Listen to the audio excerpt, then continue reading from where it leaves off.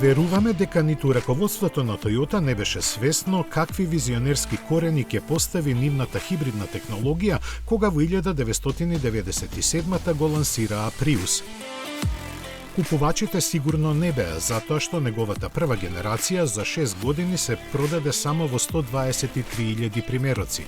Вистинската транзиција започна после тоа и се уште трае. Јапонската компанија досега има пласирано преку 30 милиони хибридни возила. Нивното неспорно еколошко влијание изразено со бројки покажува дека за минатите 3 децении просечната емисија на јаглерод диоксид на возилата на Toyota се има намалено за повеќе од половина, од 192 на 92 грама на километар. За уште подобри вредности ќе се погрежи и најновиот член на нивното хибридно семејство, пикапот Hilux.